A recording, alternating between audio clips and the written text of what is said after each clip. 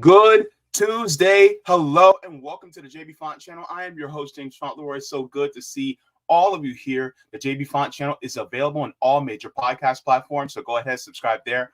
Also part of the Revolutionary Blackout Network. So you can also find me there on Sundays and Thursdays. So if you guys have not already, go ahead and give a like to the stream. That pushes me out into the algorithm. Just like, share, and subscribe for more Jaybefaunt deliciousness, because that's the way we roll over here. So thank you so very much in advance for that as well. If you guys have not already, you guys can also go to my Substack at jaybefaunt.substack.com, so you guys are notified whenever I go live, upload clips, or write any articles. You got, ooh, this is live, baby. You guys can be assured that you will get those notifications as well. So thank you so very much for all of that as well.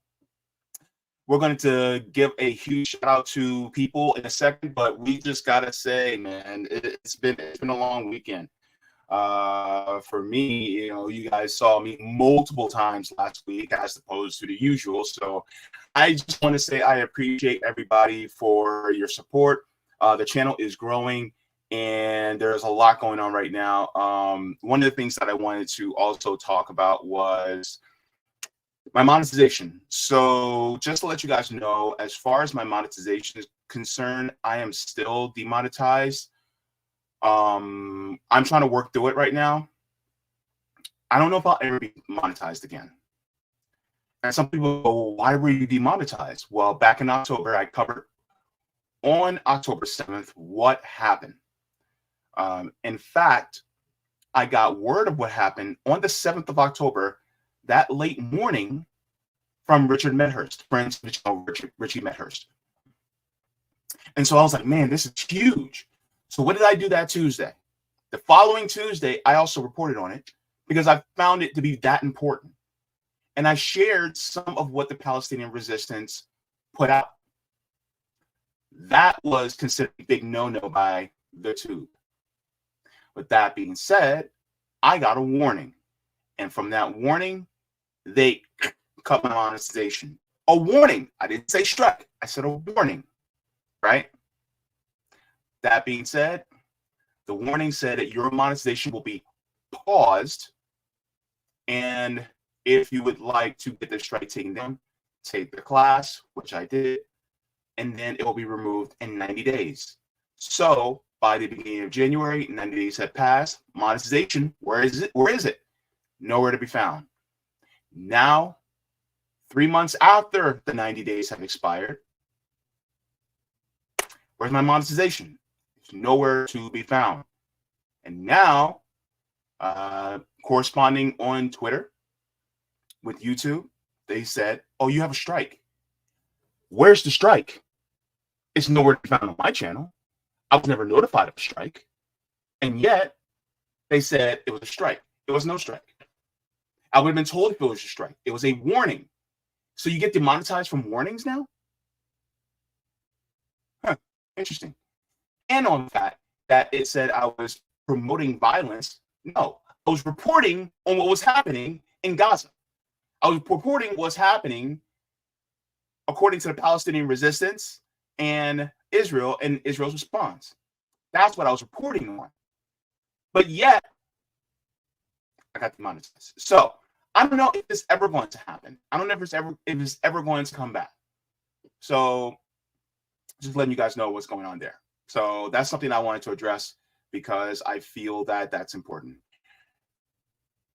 In somewhat relation, but not really relation, I also want to wish a happy Ramadan Mubarak to all my Muslim siblings out there. I know it is a big, can I say holiday? I know it's an important event. I'll say it that way. For all of my Muslim siblings out there, Ramadan Mubarak to all of you who are Muslim. Of course, I am not Muslim, but I have a lot of love and respect for my Muslim siblings out there. So, and then I think it's later this month. I think it's Passover. So yeah, I'll be wishing that for my Jewish siblings as well. But look, love and solidarity to all of you, especially those of you who are going through what you're going through in Gaza, West Bank, Rafah. We're going to talk about that for our primary story today too. So, but I'm wishing a peaceful Ramadan for all of you, and a liberated one too. Now, let's get to the people who are in the chat that are watching. So we're going to say this. Cobra Commander coming in saying, well, hello there. Hello there to you, Cobra Commander. Nice to have you here. Nice to see ya. Zoe coming in saying, it's so effed up. Collective punishment for telling the truth and having more journalist integrity than all of MSM. Thank you very much for the compliment. It means a lot. Yeah, unfortunately, that's the way they roll. It's sad. Yeah. Sean Miller coming in saying, YouTube always with the effery. Oh boy. Hey, by the way, just if you guys have not noticed, I'm also on Rockfin and Rumble. More Rockfin, because Rumble doesn't really pay anything. I'm just being real with you. But Rockfin, if you guys would like to go to Rockfin, then you guys can do that as well. They also give tips on Rockfin as well, as opposed to trying, I'm not monetized, so I can't get super chats anymore.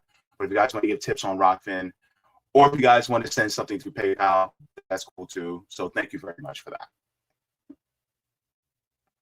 All right. Randall Online says, but if you were a pro-Israel Zionist nutcase, they would not say that you're promoting violence.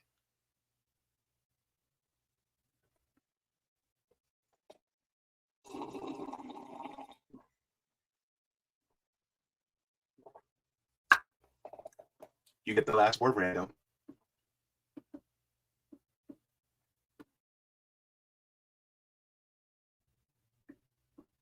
Bad Cookies coming in. Sup, JB? Sup, Bad Cookies? Good to see. Bad Cookies, let me ask you a quick question. What kind of cookie are you? If you're peanut butter, my cookie. Good to see you. We have Wadi coming in saying, hey, everybody. Good to see you. Mastermind Hour says, hello, everybody. It's good to see you, Mastermind Hour.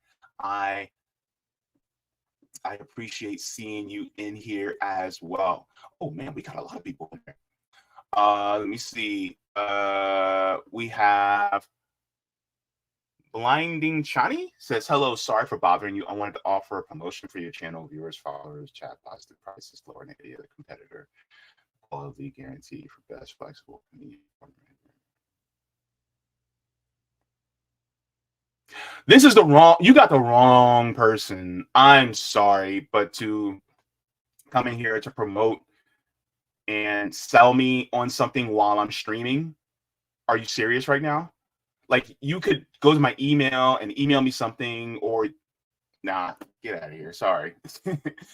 That's very unprofessional. That's very unprofessional of you to do. Yeah, I don't like that. That's just. Anyway, Dr. Nick coming in saying, hi, everybody. Good to see you, Dr. Nick. Jacqueline, good to see you. Says, hey, everyone. Sean Miller up in here. What's that? Is that? Oh, anyway, good to see you. All right. Mastermind Hour says, JB, can you come on Beyond the Arc Politics some Sunday night? Yeah, I mean, if you want to, you can invite me. Do you have my email? I'll put me on the chat.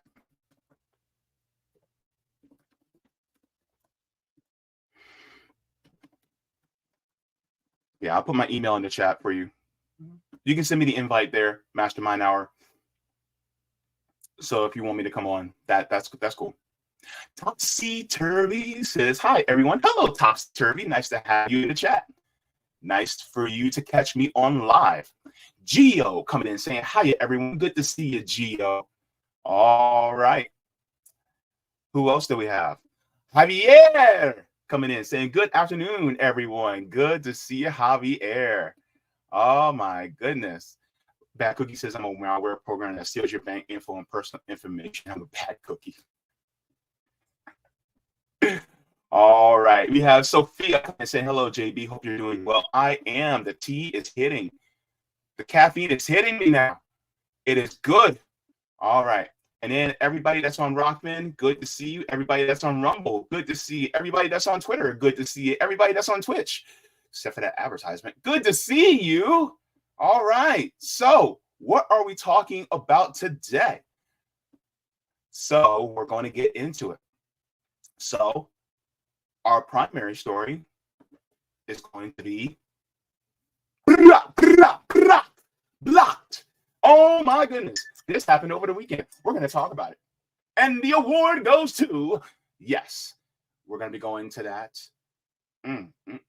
You love to see it, folks. You love to see it. And then what are we going to be talking about? Our first story today. Our first story going to be Florida politicians got workers F up. I'm telling you right now. Look, let me.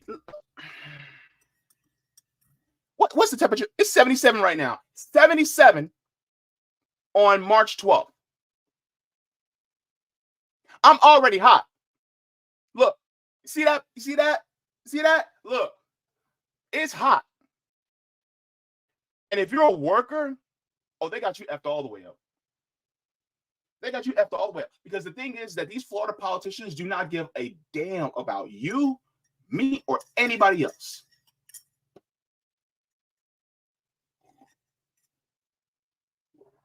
There's times like this where I wish I had some liquor in this. Because, baby, let me tell you, this is where Florida got all of us effed up. I'm telling you right now. These Florida people, let me share. Take a look. This is out of Orlando Weekly. Came out yesterday. Florida legislator approves bill blocking local workplace heat protection standards. I'm going to tell you something right now. As somebody that's lived in Florida for as long as I have,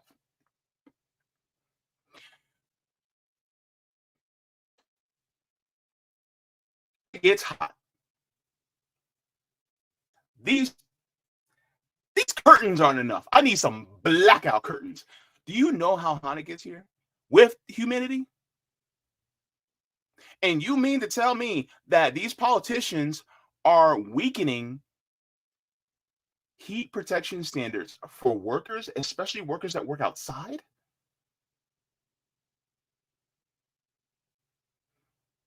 If you work outside in any capacity, this also includes people who work in theme parks too.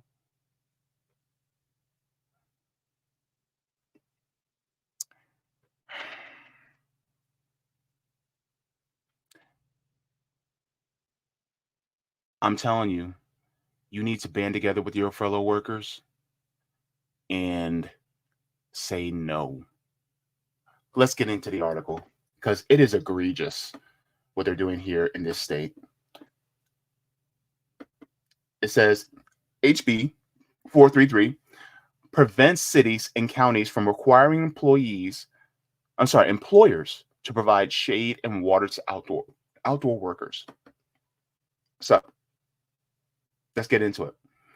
Florida Republican-dominated legislator muscled through an industry-backed bill last week that, if approved by Governor Ron DeSantis, would block local governments from requiring their contractors to provide heat safety measures such as water breaks and other cooling measures for employees who work outdoors.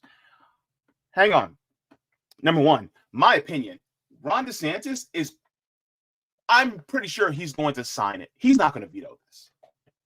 He's a corporate stooge. He is a corporate tool. So he's going to approve this. And this is not just to people who work in theme parks. It could be people who work for the city of Orlando, the municipality of Orange County. It could be people who work at the beaches. It could be people who, work at water parks. Like, what in the world? And you mean to tell me that you're going to weaken these standards for workers? Because the industry wants less protections for work? Oh, I forgot. We live in the United States of America.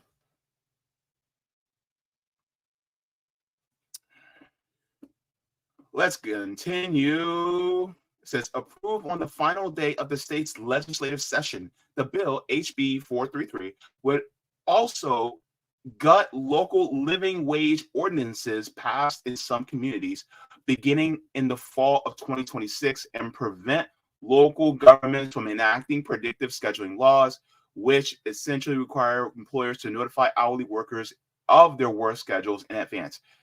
I want you guys to take a focus on this paragraph.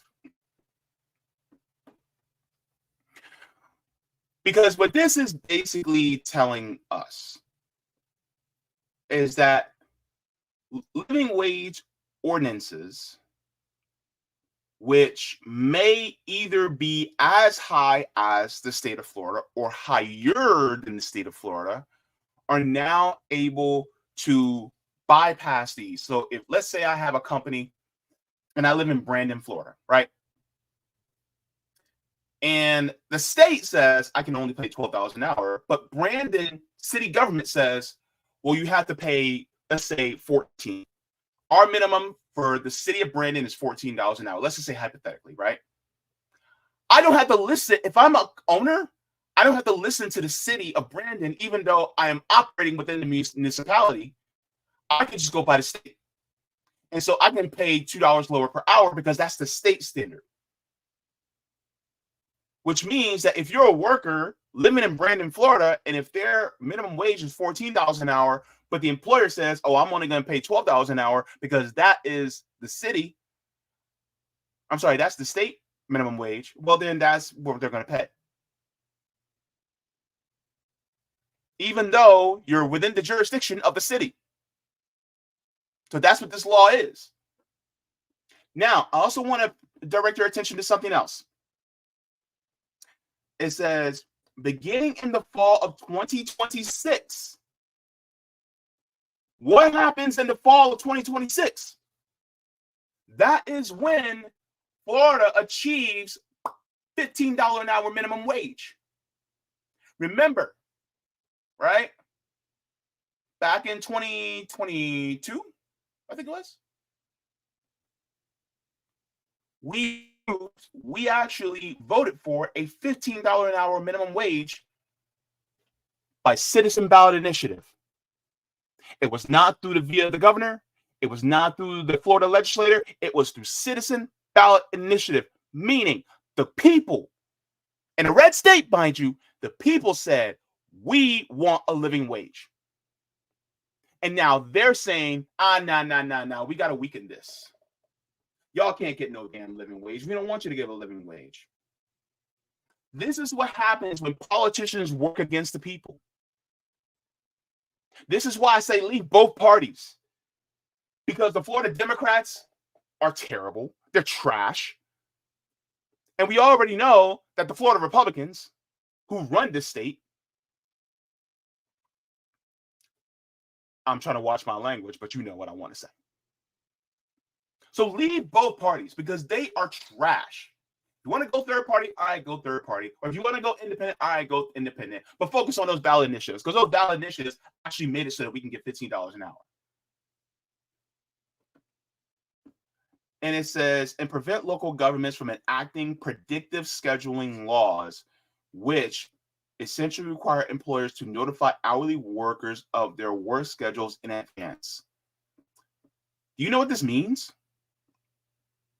This means that, let's say I'm your employer or I'm your manager. And you have a schedule from Sunday to Saturday, and you have your work schedule, right? Let's say Saturday evening, the schedule changes. Your schedule changes. According to this law, I don't have to notify you. That means that you have to constantly check in to see if the schedule changes. Meaning, let's say you had a day off before I posted a new schedule.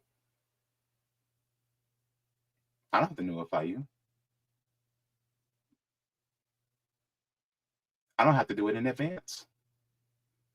I can do it morning of. They don't care about workers. Let's continue.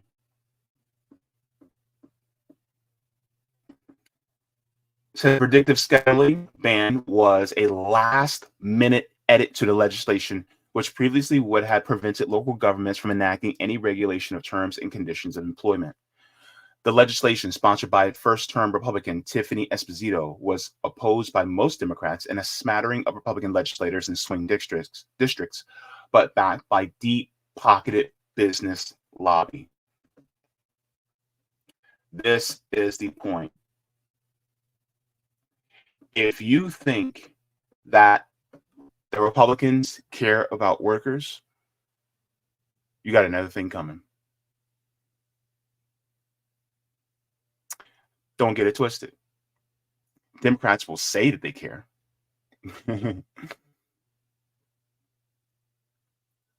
But no, Republicans are telling you that they don't care about workers. Not in this state.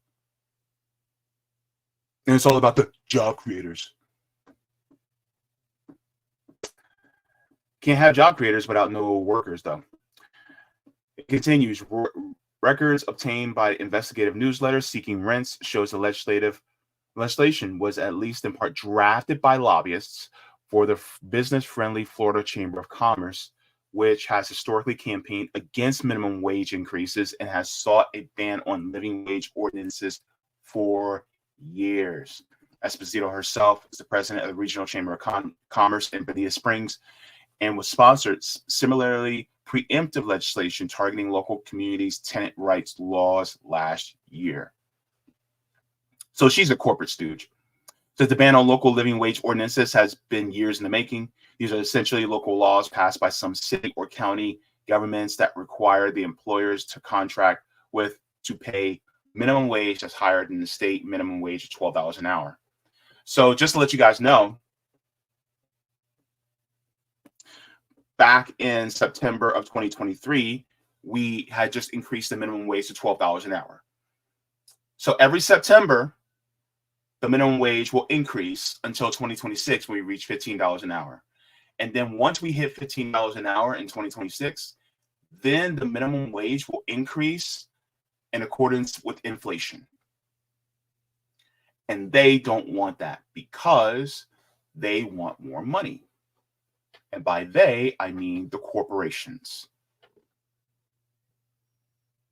And so they're trying to circumvent this, circumvent the will of the people through the Florida legislature. This is why, and I'll say it time and time again, that in order to truly combat them, means of direct democracy, like ballot initiatives, are so important because you don't go through a politician. You direct the law itself. Don't depend on these politicians. They're not here for you. They're going to screw you. At least the ones in the duopolies so far, one I can tell. All right, let's continue. So here's the fact. Florida's minimum wage is already set to rise $1 each year until it reaches $15 an hour on September 20th of 2026. Due to a constitutional amendment Florida voters approved in 2020, despite an opposition campaign spearheaded by the Florida Chamber of Commerce. Right? Under the bill approved Friday, thousands of employees in communities with such ordinances in place could see their wages change come October 2026.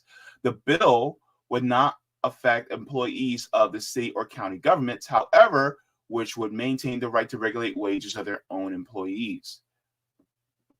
So it's so egregious. It's crazy. It is unclear how many contracted workers will be affected, and Esposito couldn't say for sure for herself, but in Miami-Dade, it is expected to affect more than 28,000 employees from airport baggage handlers to custodians and healthcare professionals. So who is this going to hurt primarily? The essential workers, the people who we depend on day in and day out for our goods and services. That is who is going to affect.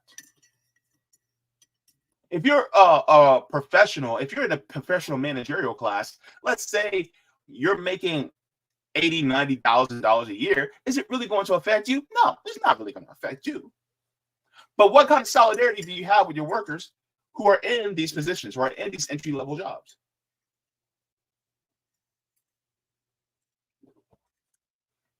Do you have solidarity with them?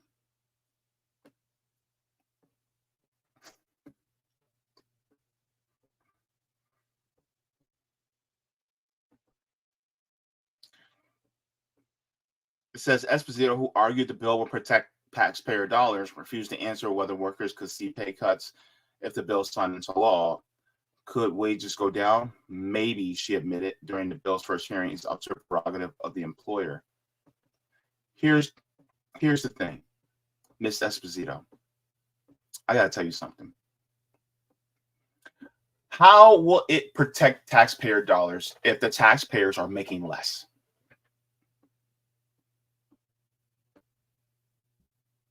That doesn't make sense. Right? It's not going to protect them. And this shows that you only have a regard for taxpayers if they are the owners of the means of production. You don't care about the workers who pay taxes. So if you actually cared about the workers who pay taxes, and don't give me that bullshit about, well, if the business owners don't have to pay as many taxes, they're going to pass that on to the workers. It doesn't work that way. It doesn't work that way. That's the way capitalism works. It doesn't work that way. Because if they save more on their taxes, where does that money go? It doesn't go into the workers' hands. Stop putting on this benevolent facade of business owners in your head and thinking that's how it works in real life. No, if a business owner is able to pocket the money, then that's what they're going to do. They're not going to be so benevolent that, oh, I'm saving more money by not paying as many taxes. Let me pass this on to my workers. Wrong. It does not happen that way. They pocket the money. What do? It's about cutting costs so that the profits will go up. That's how it works. And she knows this, you know this, and I know this. And by that very metric alone, she is lying to you. She is lying to the voters. She is lying to the taxpayers. That's what she's doing because that's her job, because she is a corporate stooge. And what corporate stooges do is that they will lie to your face and tell you this is to protect you, when in reality it's never to protect you. It's actually to protect the business owners, the people who own the means of production, because guess what? They want the riches for themselves. That's what this is about. It's never about protecting you and me. This is why citizen ballot initiatives to circumvent these, try not to cuss, these ignoramuses in Tallahassee.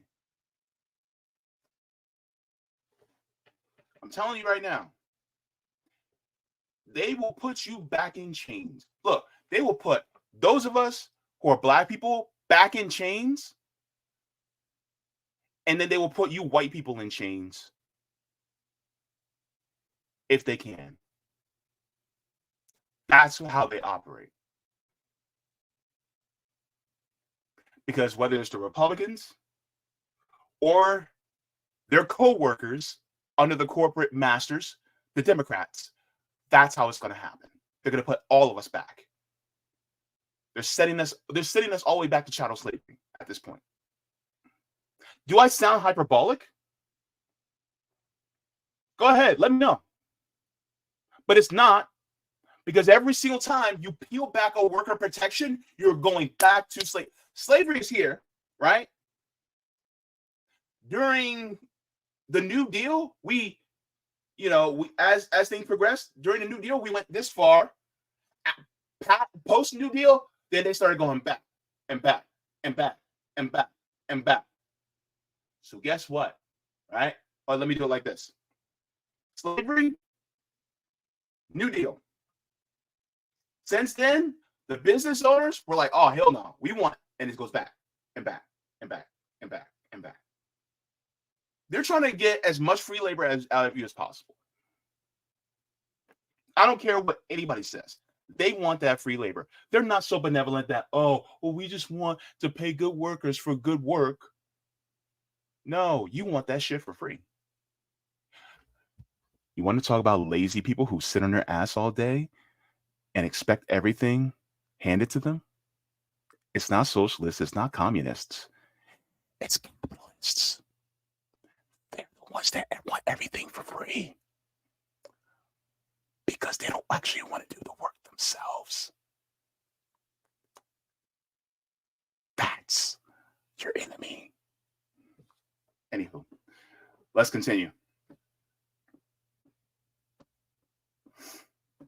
The ban on workplace heat safety standards, which gained national attention after a summer of record-breaking heat, appear to be largely targeting a proposed ordinance in Miami-Dade County, where county commissioners last fall considered adopting landmark standards for heat exposure that would have been much stronger than what is already required under state and federal law, which isn't much.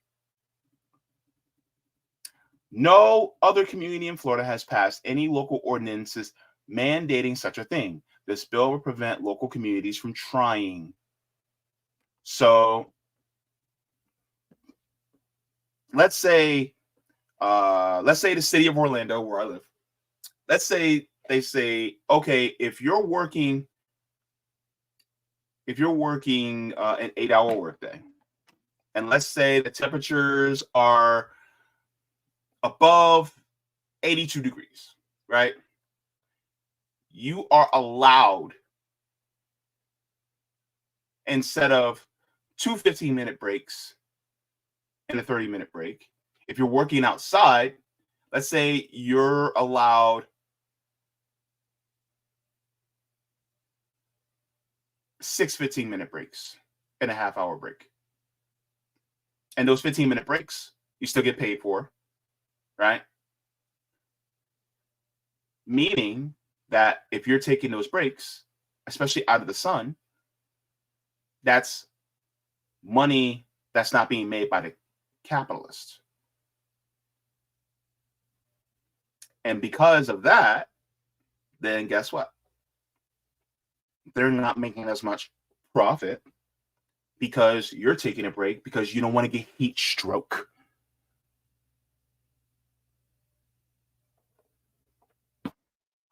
And if that happens in a place like Orlando, if the city says, look, this is our standards and it's above the standards of the state, they don't want that. If it's above the standards. In the city of Orlando and then the municipality of Orange County, that's Disney, baby. That's Universal Orlando. That's some of the biggest employers in the state. Orange County is one of the most populous counties in the state. Outside of Tampa, Jacksonville, and Miami, Orlando is one of the most populous states. I'm sorry, cities. So, yeah, of course they don't want that. Plus, Orlando is a Democrat-controlled city.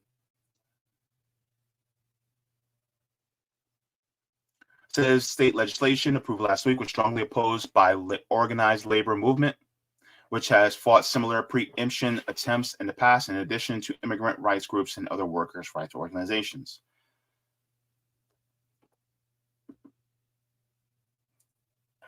So, it says currently, Employers that fail to provide heat-safe workplace in Florida can face a potential fine from OSHA, that's Occupational Safety and Health Administration, under the agency's general duty clause, but fewer do. Florida Republicans, regardless, pointed to OSHA's voluntary guidelines and the risk of being fined for failing to protect workers on the job as the defense of the preemptive legislation, which remained divisive to the end. Preemption on wage and scheduling policies in Florida's bill, in particular, almost died in the Florida Senate, which didn't get on board with the portion of the bill until the second to last day of session. That's when Esposito agreed to delay the implementation to date of September 30th of 2026. So, and now the bill is headed to DeSantis for his signature. But make no mistake, this does not reach its enactment or follow through until September of 2026. So workers are going to get hit blindsided by this because they're not going to realize this happens until by the time we hit October. But then by that time, if you're working outside, it's cooling down. It's not that bad.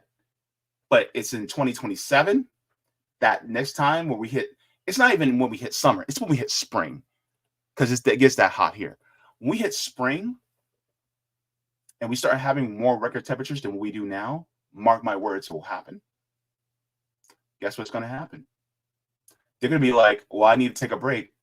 And the employers are going to be like, no. Because the city won't allow for that to happen. I'm sorry, they won't allow the cities to do that. So let me share something with you guys real quick.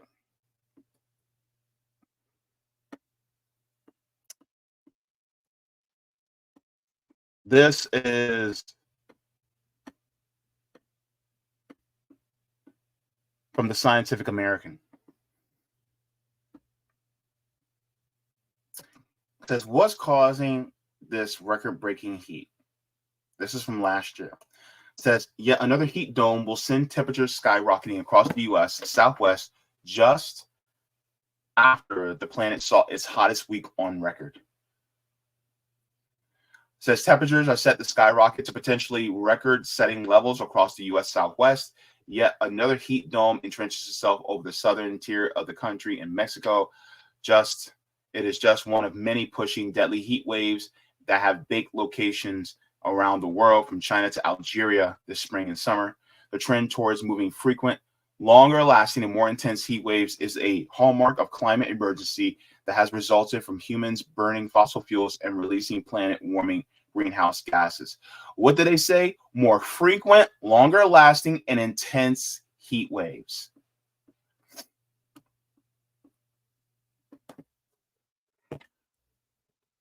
So the implementation of this law means that they say that we don't care if the heat waves are going to be more intense, longer lasting, and frequent. We don't want we don't want cities to be able to implement more stricter standards for the workers in favor of the workers. That's basically what they're saying. Screw the workers. Let's just help out the people who own the businesses.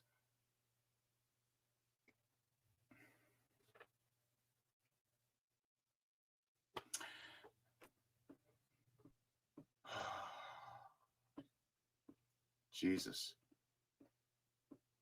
Says the heat extremes, along with exceptionally warm ocean waters, contribute to the first week of July becoming the hottest week on record globally, based on preliminary data, according to the World Meteorological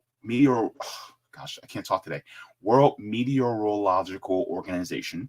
That milestone came just after the hottest June on record, with an El Nino event in place that is set to further boost global temperatures. Experts expect more monthly and potentially even deadly heat records to be topped.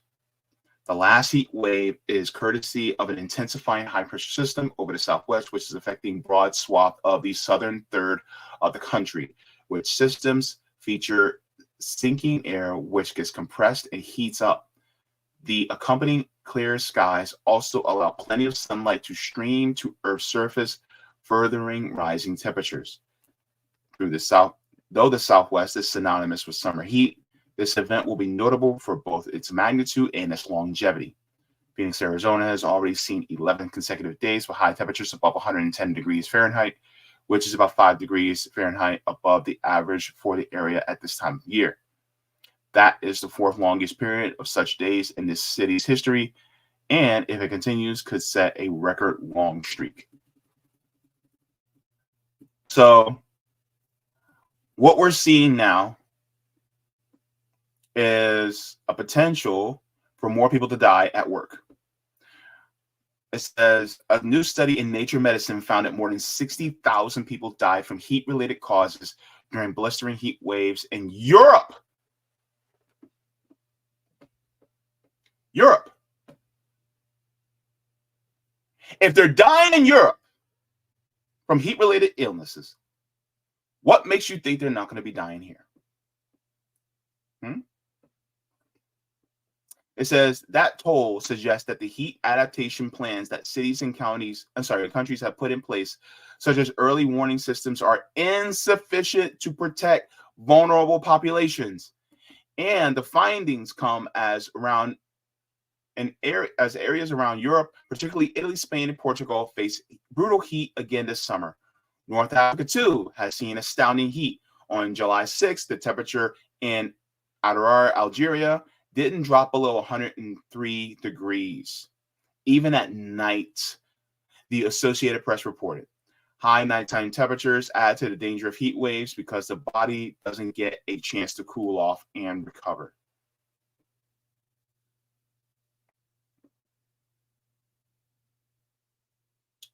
So,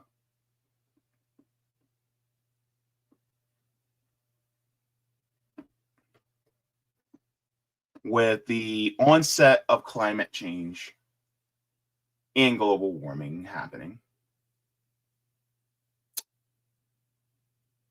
really it is an imperative for us to fight against these capitalists who want you to continuously work outside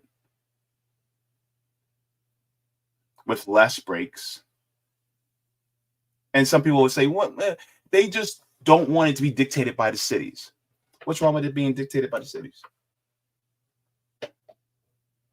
If the cities dictate, it's because of the ones that are run by Democrats, right? Make no mistake, I don't have any love for Democrats.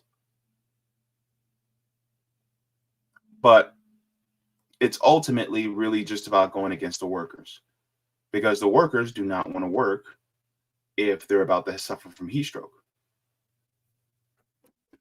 I'm going to share this video really quick. It's not very long, but I think this is from the U.S. Department of Labor. I think it's okay for me to share that.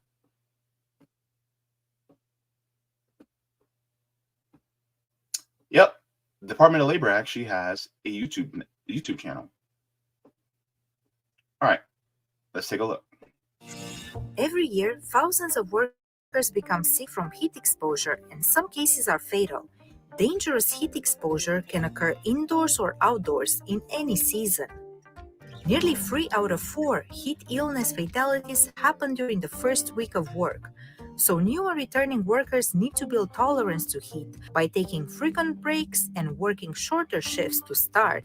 It is also important to drink water, even if you aren't thirsty. Take rest breaks to recover from heat in the shade or a cool area. Be sure to wear a hat and light-colored, loose-fitting, breathable clothing if possible. And remember to monitor yourself and fellow workers for signs of heat illness. Also, if you're wearing a face covering or personal protective equipment such as a respirator, verbally check on others frequently for signs of heat illness. To learn more about heat illness prevention and first aid, visit osha.gov/heat. So let's go over the facts. This is from the government. Every year, thousands of workers become sick from heat exposure, and some cases are fatal. Dangerous heat exposure can occur indoors or outdoors in any season.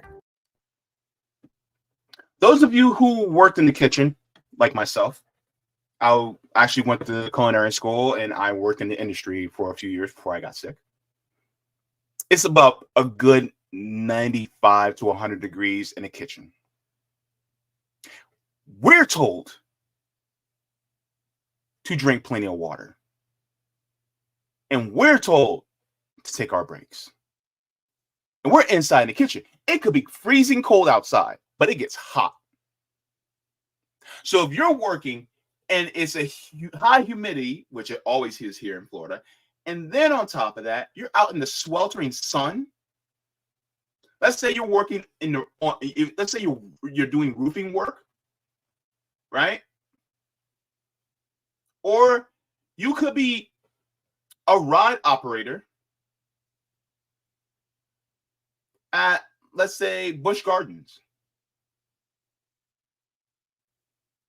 But let's say Tampa goes, well, we have these particular ordinances that workers can only work so long in this heat. They have to be able to take breaks at, these amounts of times and water breaks and whatnot. But Tampa can no longer go above what the state ordinance is. All because the companies don't want you to take more breaks than what the state says. They don't want more protections for workers. Now, the city can go below that. They're cool with that. But going above it for protection of workers, nah, they don't like that.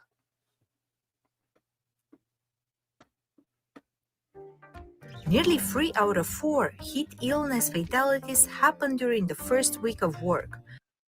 Oh, baby. During the first week of work. So if you're just starting a job and you haven't worked outside before, it's important that you actually take more breaks than usual because you have to get used to being out there. But the corporations, the corporate dictators, they don't want that. They want to get as much out of you as they possibly can.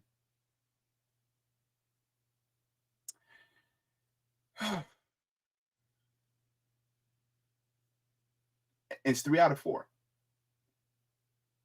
That's 75%, y'all. That's 75%.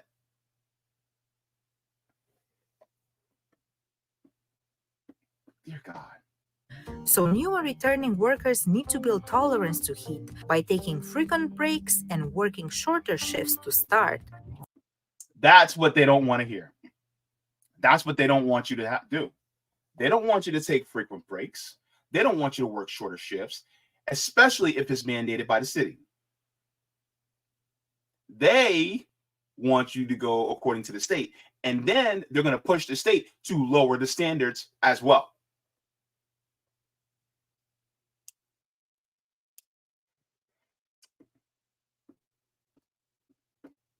It is also important to drink water, even if you aren't thirsty. Take rest breaks to recover from heat in the shade or a cool area. Be sure to wear a hat and light-colored, loose-fitting, breathable clothing if possible. And remember to monitor yourself and fellow workers for signs of heat illness. Also, if you're wearing a face covering or personal protective equipment such as a respirator, verbally check on others frequently for signs of heat illness. To learn more about heat, this is why they don't want these protections in place being set by cities. Because, and also, I want you guys to notice this. Let's say the standards are more strict in Miami-Dade than they are in Jacksonville. Well, of course, they're more stricter in Miami-Dade versus Jacksonville because Miami is at the southern tip of Florida, whereas Jacksonville is right below Georgia. So, of course, the temperatures are going to be different. Of course, they're going to have more stricter standards in Miami than it is in Jacksonville. Because the further south you go, the hotter it gets. The closer you get to the equator, the hotter it gets. And yet, oh, well, we just want one blanketed standard for the entire state.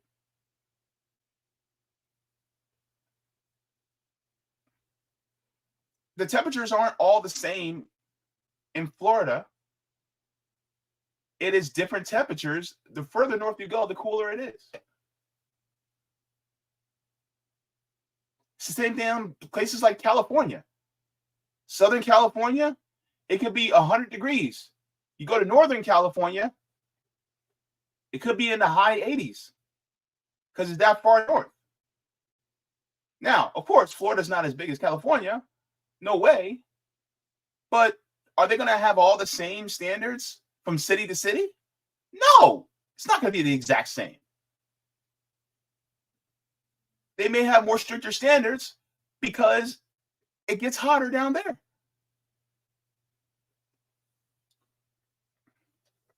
This is why citizen ballot initiatives are so important. So even if you don't vote for anybody at all, any particular politician, which I completely get, cool, don't. But pay attention to the ballot initiatives. We're going to be having an election on November 5th. Even if you leave all the politicians blank, that's fine. But pay attention to those ballot initiatives. Those ballot initiatives will affect you in your life directly.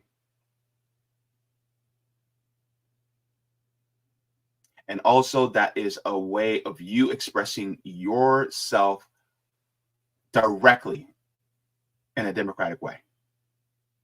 So direct democracy. Like, for instance, the recreational legalization of cannabis is actually on the ballot this November. I'm just saying. That's just one example. We passed the $15 an hour minimum wage in 2022. Why? Because we said yes. We didn't depend on the legislator to do it, because it would never have happened. So pay attention to that. But yeah, I'm going to tell you right now, these politicians got us effed up, all the way up.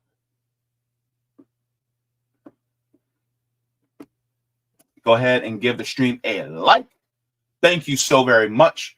So good to see all of you here with me today. This has been, whew, what a story. All right. So before I get to the chat, just want to give a shout out to all the patrons on Patreon, as well as on Coffee, as well as anybody that sends me anything through PayPal. Without you guys, I would not be able to do this work. This woman's work. Thank you so very much. And just look, if you like to support the channel, you can support via Patreon or PayPal. Yes, I am demonetized. I don't think I'll ever get monetized again. And that's just the way it is, baby. But thank you so very much to all of you, because without you guys, I would not be able to do this. And just to let you guys know, here are the tiers, just in case you're interested. So we have JB members, Solidarity, Comrade, Jaybefaunters, Super Jaybefaunters, Super Duper Jaybefaunters, and Mega Jaybefaunters. So thank you very much for your contributions to the channel as well. Now, also, in addition to and furthermore, I would like to give shout outs to new patrons. Oh, I didn't get to put it in. That's okay. I got it here. Y'all caught JB slipping. Okay.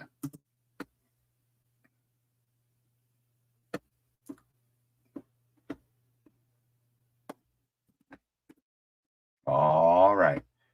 Thank you so much to new patrons, Vera Jovera. I think the G is probably silent. Vera Jovera and Rod Calix. Thank you so very much for becoming patrons on Patreon.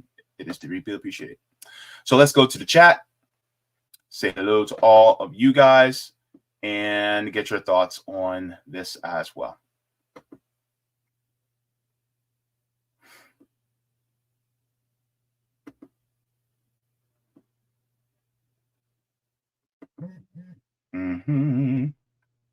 All right, so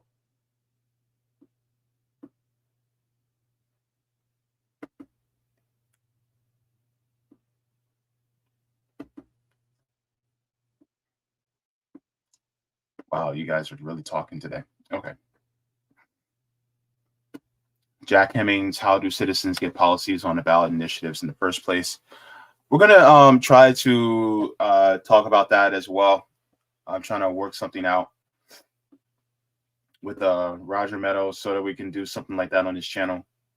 So we're going to be trying to do that because I think that's really important knowledge to impart to you guys too. Let me see.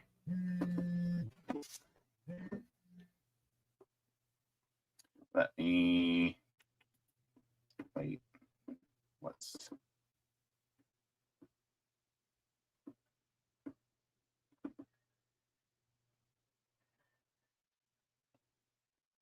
okay?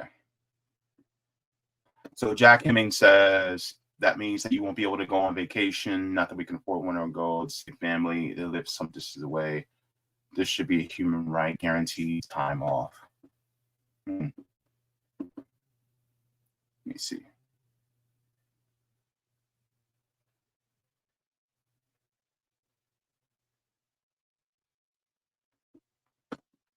Ghost Nest says it's okay. Just crazy legislators have this broken version of economics and praying it will magically work. Wow. Jack Hemming says Ms. Esposito doesn't sound like she cares very much. How can anyone cope with a wage cut in this day and age? Nobody can, to be honest with you.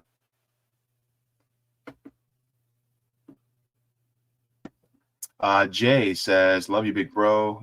I was serving food at a business conference of McDonald's owners, and they were complaining the biggest cost of profit margin was wages. Wait, what? The workers are the very reasons why they're able to live the lives that they have.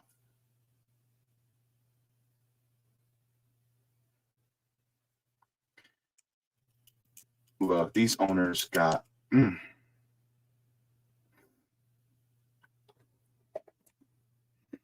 going to tell you right now, if I say what I would really want to say, that's going to get me banned on this damn app. Okay. Let me see.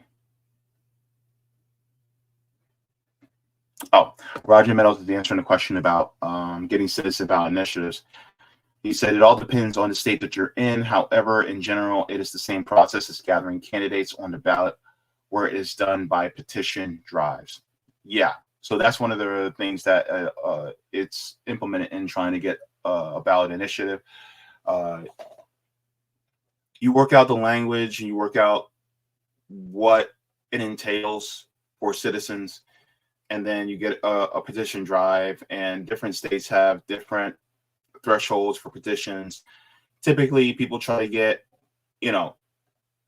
25 to 50% more petitions than what is needed, because a lot of times the government will say, oh, well, this person's signature doesn't match perfectly to this person's signature in our records, or some other BS. And so it is important to get as many signatures as you possibly can so that it can get on the ballot. A lot of times what will also happen is if it is not advantageous for corporations, then what they'll do is they will, put up advertising dollars to try to fight that, to get you to vote. If you're trying to get people to vote no, then they will try to advertise to vote yes. If you try to, get people to vote yes or something, then they'll advertise like crazy to vote no. And if they can advertise it and then they spin it to make it sound like it is going to be hard, bad for everybody else, then they'll try to, make it so that everybody votes no, right? And they'll even lie or tell half truths in order to get people to vote against their own interests. And so that's basically how it is. And the best thing to do is, ballot initiatives. It really means that you circumvent the politicians, you circumvent, or really, in a sense, the governor too, in order to get things that the people actually want for the most part. So it's especially if great, especially if you can get the people who are really working poor on board. And if you can get them to go to the polls, well, boy, I'm telling you.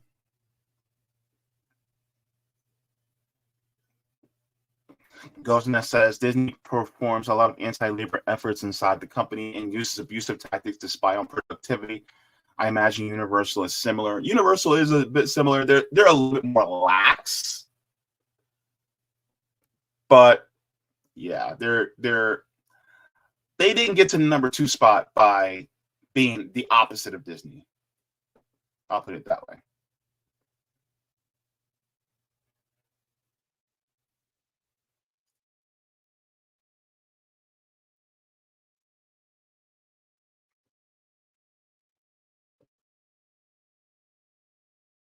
Cobra Commander says global warming is far, far worse than they are telling us. The planet will never cool down again. Each year, it will get hotter until our atmosphere thins and eventually all water will boil off.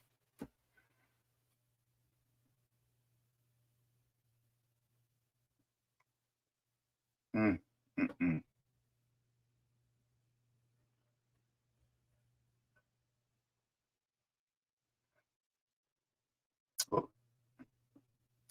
Collins said the CDC removed pandemic isolation guidelines, which will force sick workers to make others sick and make the working class less able to fight back.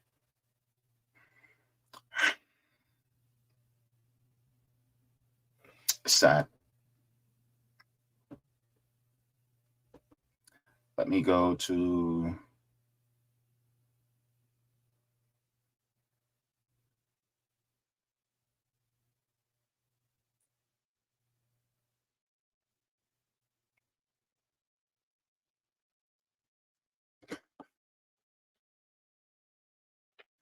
Desert Manson says in Florida the heat is so intense that when you die, you go to hell. You wake up in Boca Raton.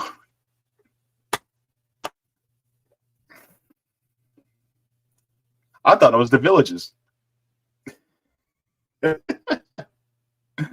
a little Florida humor for you guys. Just a little Florida humor. All right. So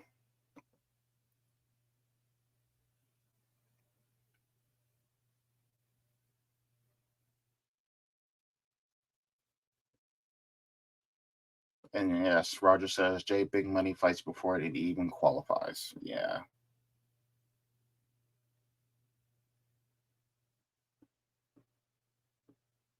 All right, let me check on the Rockfin. All right, we're good on the Rockfin side, and let me check the Rumble side, see if there's any comments there. Looks like we're good. We are good. All right. So let's go to our next story. Our primary story for today. Blocked. Woo,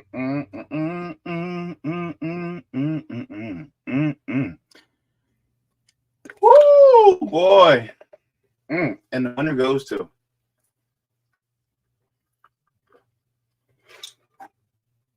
water your plants, water yourselves, people. So the Oscars was on Sunday. You know, it's award season. The crescendo of the award season is typically Oscars, as you all know. We're a bunch of rich workers. Yes, I still consider actors to be workers, but a bunch of rich workers pat each other on the back for a job well done. And, decorum is very important.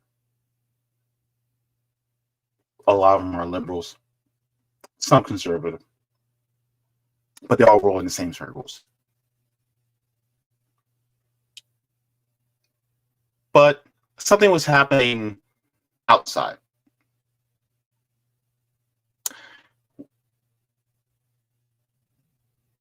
I want to give a shout out to people who were blocking the actors from getting to the Oscars.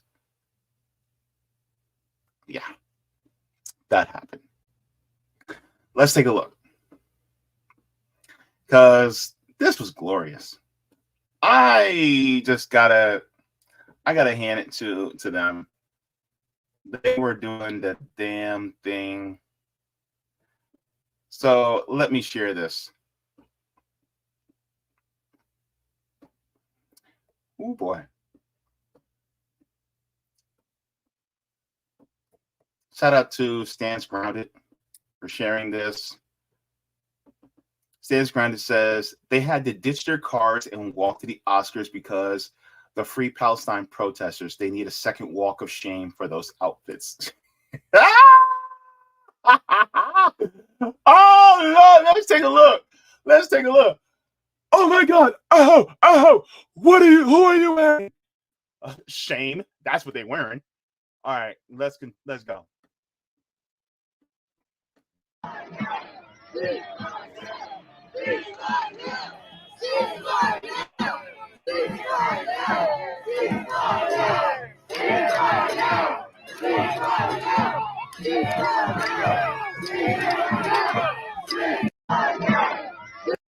So, as you can see, these people who are guests at the Oscars, they're like, oh, nothing is stopping me from getting my statue. Nothing stopping me from getting my award. Not even a genocide.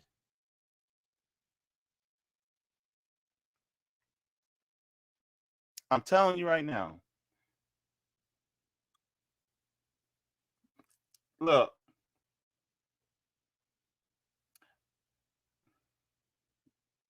Look, that lady, she can be walking barefoot by the end of the night in them heels. Because having to walk to the Oscars? Wow. Okay. But that's what they deserve. There's a genocide going on, and y'all want to accept your award. So that's what was happening. Let me share what else was going on, because you love to see it, folks. All right, let me share this.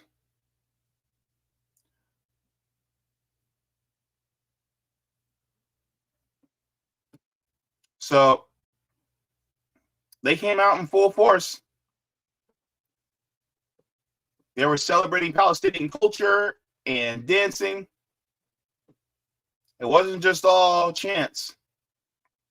This is what they were doing out there.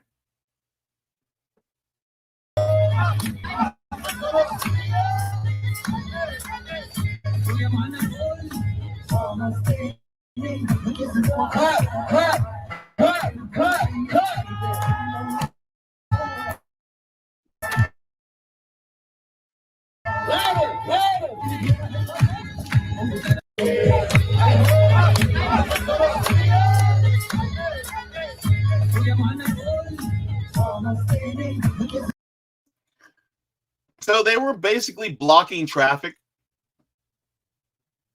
because they said, you're going to know what's going on, and we're going to make you as uncomfortable as possible. See, that's the goal of protest, right? The goal of protest is to make people as uncomfortable as possible so that they cannot turn their eyes away from what's actually going on, which is cool. I agree with. My thing, though, is a lot of these people, they still got to the Oscars regardless, right? And so what needs to happen is they need to be reminded of what's going on and what some of them are still supporting anyway.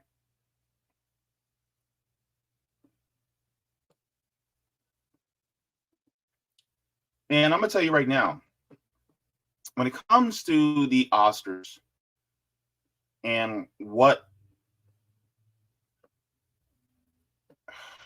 these people support, it's really a class divide, right? It's a deep class divide that is shared, that's not really shown on camera, but when you're on the outside looking in, this is what they show. And whenever we try to post, whenever we try to appeal to, I guess, the humanity of some of these, I don't want to call them elites, but people who are placed above us, they also have a barrier with guards so that nobody can really appeal to them. Let's see.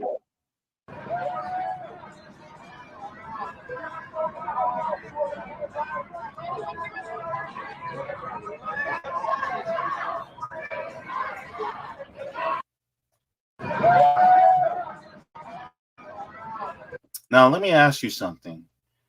All this for an award show?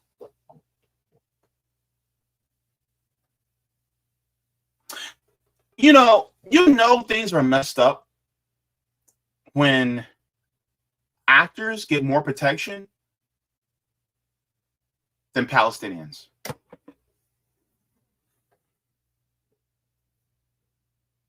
That's how you know things are messed up. When you're free to bomb little brown kids in a faraway land, but dare something happens to that Givenchy dress. Something happens to that Hugo Boss tuxedo. Oh, there would be hell to pay. Oh, do not let anyone smudge my Christian Sirianos or my Christian Louboutins. But little kids starving in Rafah, the West Bank, Gaza. Look at my Oscar.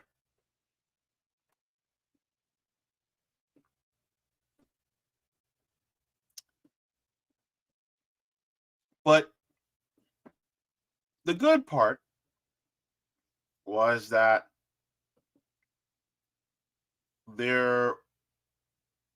even though what happened outside the Oscars happened, inside the Oscars, some people were also reminding a lot of these Hollywood elites that there's a genocide happening. Let's take a look. And they were reminded of it constantly.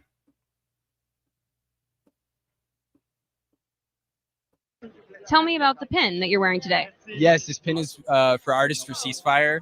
We have so many artists here tonight wearing it. We're all calling for an immediate and permanent ceasefire in Gaza. We're calling for the safety of everyone involved. And we really want lasting justice and peace for the Palestinian people. And so it's something that I think, even if a lot of that feels like a lot for people, we really want to say, like, let's just stop killing children. And there's so much there to process. And it feels like the easiest way to have a lot of the conversations people want to have is when there isn't, an active bombing campaign happening. And so we just had the State of the Union. Joe Biden called for a ceasefire, says that it's what we need, said that we need a Palestinian state. So these are really important things that I think a lot of us are being vocal about, at least from a human level, to try to appeal to people's hearts. Yeah. Tell me. Now, while I do applaud him calling for a ceasefire,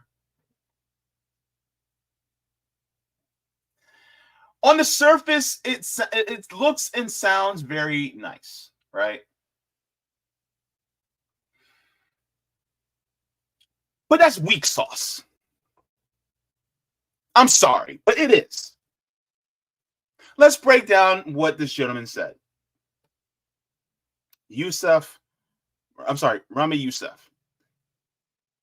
He's wearing a pin that calls for a ceasefire. Let's Tell talk me about the pin that you're wearing today. Yes, this pin is for Artists for Ceasefire. We have so many artists here tonight wearing it. We're all calling for Ava DuVernay, liberal, right? Ava DuVernay, well, yes, call for a ceasefire, but Ava DuVernay, would she ever call for the ending of the apartheid, ending of the occupation of the Zionist state of Israel, so that the Palestinians can actually have, number one, a right of return, and they can actually have a single state, a one-state solution, basically? Would she ever call for that? No, because then she will be considered anti-Semitic, when in reality, it's not anti-Semitic at all to call for the ending of the apartheid and ending of the occupation, illegal occupation of Israel. Would she do that? No. Mm-mm. She wouldn't dare. So that's Ava DuVernay. an immediate and permanent ceasefire in Gaza. We're calling for the safety of everyone involved. Okay. And Mahershala Ali. Mahershala Ali is a Muslim actor. Now, of course, he was one of the early artists that also was calling for a ceasefire, which I do applaud from him. However, like I said, calling for a ceasefire alone is not, it's the start, right? But it is not, it should not be the end goal. And a lot of people think, oh, we just want a ceasefire and then that's it. No, that is the first step. Calling for a ceasefire is the first step. A ceasefire is really, it's like when you have someone that is in a hospital emergency situation and you need to get them stable before you treat them. A ceasefire is just getting somebody stable so that you can treat the underlying issue. The problem is everybody just wants to get a person stable and a foot out the door. All right, we got you stable. All right, kick them out. When in reality, it's no, get them stable, treat the underlying issue, and cure the illness. What is the illness? The illness is settler colonialism. That's the illness. They're just saying, oh, just stop the bombing, just stop the shooting. And then what? And then what?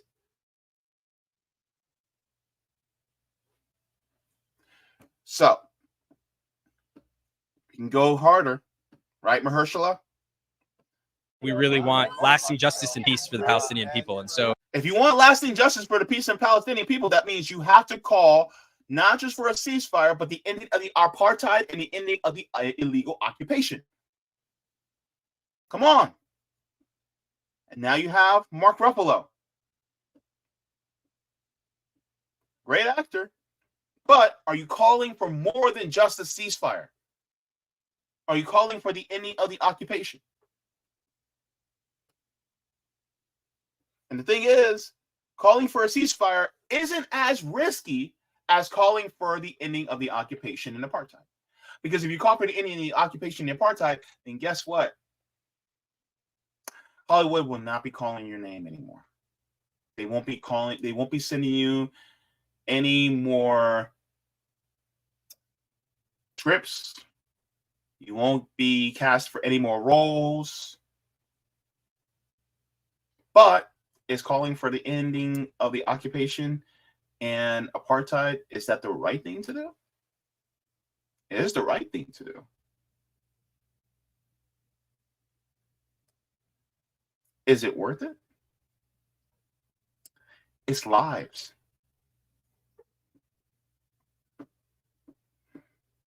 Let's continue. It's something that I think, even if a lot of that feels like a lot for people who really want to say, like, let's just stop killing children. And there's so much there to process. And it feels like the easiest way to have a lot of the conversations people want to have is when there isn't, an active bombing campaign happening. And so we just had the State of the Union. Joe Biden called for a ceasefire. He called for a temporary pause, a temporary 6-week ceasefire. It is not a permanent ceasefire.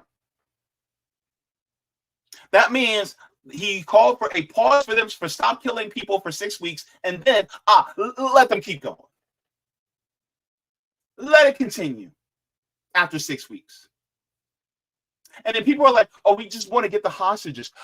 And the thing is, they'll always be, think about this. They're always talking about the Israeli hostages, but they never talk about the Palestinian hostages. And there are way more Palestinian hostages than there are Israeli hostages. They always favor the lives of an Israeli over the lives of a Palestinian because they see their lives as worth more.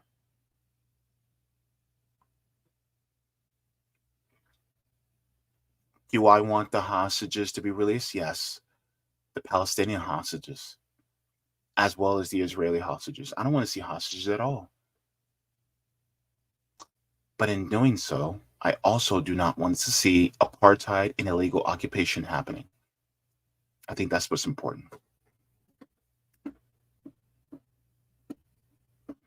Says that it's what we need, said that we need a Palestinian state. So these are really important things that I think a lot of us are being vocal about, at least from a human level, to try to appeal to people's hearts. Yeah. So that's why I say when people call for a ceasefire, it's like, are you calling for a temporary one or a permanent one? And then if you're calling for a permanent one, okay, that's a step in the right direction. But what about the illegal apartheid, the illegal occupation apartheid that's happening?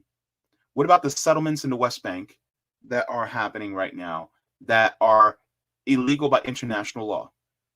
Are you calling for those to end? Are you calling for the Palestinians to have their land back? If you're not, then really are you for the justice for Palestinian people? And thing is, people are like, oh my God, the children are dying. Yes. But why are we focused on just children? Why aren't we focused on their parents? Why aren't we focused on their moms and dads? Why aren't we focusing on their older siblings? Why aren't we focused on them? Because if you're a kid and you lost all your parents, well, at least you didn't die. But what about your parents? What about the mental of the kids that are still alive? What about the emotional effects about the kids that are still alive? Yes, fight for the ones that have died, but also fight for the ones that are still alive. Come on, damn it. How many kids did they break? There are broken children all over the West Bank right now, all over Gaza, all over Rafah.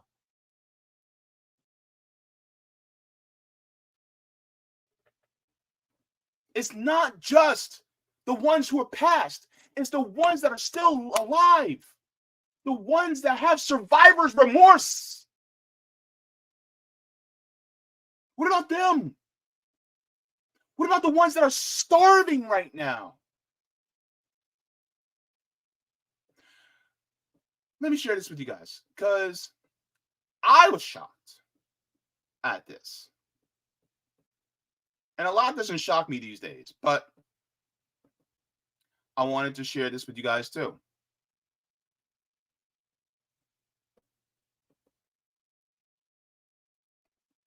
So, you guys probably saw this. Maybe some of you did, maybe some of you didn't. But here's what CNN did. I was shocked at this. Shout out to Hotspot for this. CNN shared this, and I was just like, what? Let's go. A warning to our viewers that what you are about to see is quite disturbing, and it has to do with children. This is the human cost of the Israel-Gaza war. These are tiny figures of children on the walls of our studio, one for almost each of the 12,800 kids who have died in Gaza, according to numbers from Gaza's health ministry. The death toll, quite frankly, is hard to keep up with. Airstrikes and now malnutrition and dehydration are killing them. Here's a glimpse inside Kamal Adwan Hospital in northern Gaza, where several children have died of starvation. Just to let you guys know, only one Israeli child has died since October 7th. The rest of all that is Palestinian children. All right, let's continue.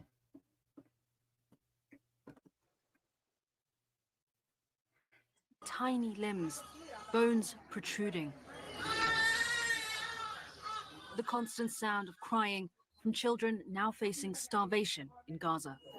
These were little Yazan's final moments, his tiny fingers gripped in his mother's hand.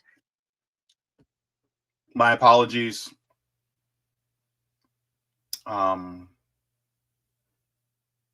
Trigger warning for some of you. If I continue this, my apologies. I forgot to let you know. But yes. Yazan al-Kafarne was just 10 years old when he died on Monday. And a day later, UNICEF sounded this alarm. The babies of thousands of women who are due to give birth in the next month in the Gaza Strip are at risk of dying. Premature births are up. Mothers, dehydrated and traumatized, struggle to breastfeed. They can't find formula. They can't find clean water. And without relief, the threat from famine could eclipse that of airstrikes, like the one this past weekend in Rafah that killed 5-month-olds Wasim and Naim Abu Anza, twins, long awaited by their parents, who finally conceived 11 years after they married, according to Reuters. Their mother, Rania, told the news agency, "We were asleep. We were not shooting and we were not fighting. What is their fault? What is their fault? What is her fault?" In October, an Israeli strike killed 11-year-old Malak Sharaf, along with her 10-year-old brother Malik, and their 6- and 3-year-old sisters Yasmin and Noor, according to the Washington Post. And 13 of their cousins also died. In October, Al Jazeera reported that an airstrike on a home where Gaza bureau chief Wael al-Dadu's family was sheltering after being displaced killed his wife, his 15-year-old son Mahmoud, his 7-year-old daughter Sham, and his 1.5-year-old grandson Adam. The distraught journalist carrying Adam's tiny body through Al-Aqsa Martyrs Hospital shortly afterward. It is pretty tough video to Journalists and many journalist families have been murdered in Gaza.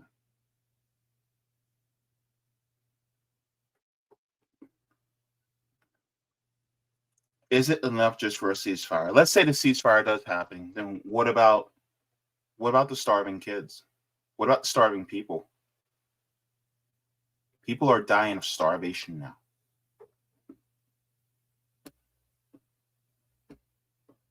watch. And it's actually even worse than this, because a statement from the family said that there were 12 members of the al-Dahdu family who were killed. 9 of them were children. In November, brother and sister Tariq and Reem, 5 and 3 years old, were asleep side by side when an airstrike killed them in southern Gaza. Their grandfather, Khalid Nabhan, told CNN he was wishing, hoping that they were only sleeping, but they weren't sleeping. They were gone. Al Jazeera reported that Salma Jaber was fleeing Gaza City with her family in December when they came under fire, and the 4-year-old was shot in the neck and died. The middle child in the family, Salma's father described her as mischievous and intelligent. And in January, 6-year-old Hind Rajab was trapped in a car for days with the bodies of several family members, all killed trying to escape northern Gaza. This harrowing audio of her cousin calling the Palestine Red Crescent for help captured the moment that their car came under attack from an Israeli tank. So, trigger warning.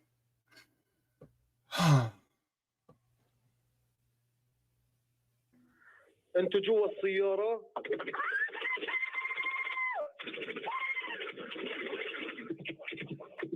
Hello? Hello? Hin's body was found the following month, along with 2 ambulance workers who had gone missing trying to rescue her. There are too many victims to name, there's too many to fathom, and there are countless orphans, like Lana, whose story CNN's Jomana Karajce told. 6-year-old Lana was under the rubble of her home for 3 days. Mommy and Daddy are underneath it, she says. I just want Mama. I want Baba.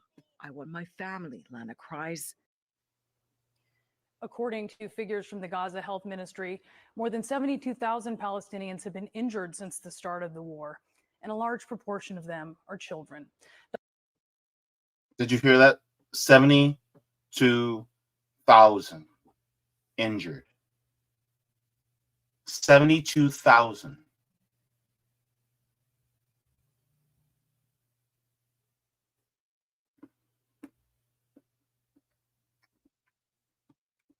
Dr. Mohammed Soubey is an emergency room physician who came from California to help in Gaza. My first several patients were pediatric patients. One shot in the arm while he was sleeping in the tent. Another 2 kids pulled out of the rubble. We're still waiting to locate their family. Gunshot wound to the thigh in a 3-month-old, crushed extremities. Of course, this conflict began after October 7th, as dozens of Israeli children were among those brutally murdered and kidnapped by Hamas. 42 children kidnapped that day, 2 still held captive, according to Reuters and the Times of Israel, after 40 were released in the temporary ceasefire. 116 were orphaned and 38 children were killed, including the youngest victim of the October 7th massacre, Mila Cohen, barely 10 months old, shot to death at Kibbutz Be'eri, her father and grandmother also murdered. And now here. Just to let you know,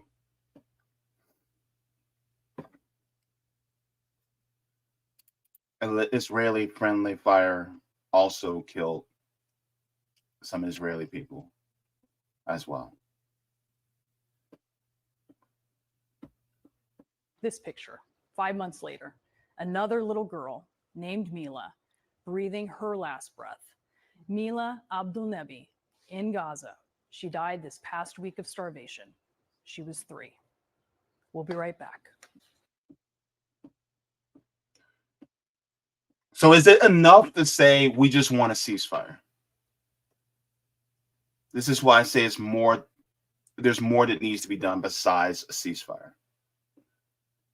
I've shared this website before, and unfortunately, this site has grown. So, says children killed in the Israeli-Palestinian conflict from 2000 till today. So you have 2000, 2001. Mind you, this didn't stop on October. This didn't start on October 7th. Oh, we're going back 24 years. 24 years ago. These little babies that were killed will be adults today. And yet they were killed. Look, 2000. 2001. 2002. And let's go on and on. Look. This is all before October 7th. All this. Look at 2009. The blue is Israeli children. The black, green, and red are Palestinian. Look at 2014.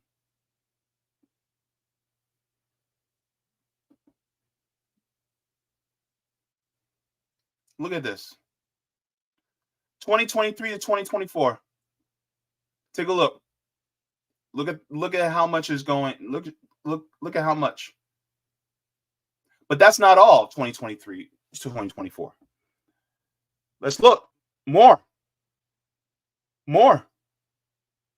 2023 to 2024. I'm still scrolling. I'm still scrolling. I'm still scrolling. I haven't stopped scrolling. I'm still going. I'm not even halfway, y'all. These are the lives of children, babies, infants, preteens, teenagers. These are the lives of kids alone. We're not even talking about their aunts, uncles, parents, grandparents. That is how many. Is just a ceasefire enough for this? Is this just only enough for a ceasefire?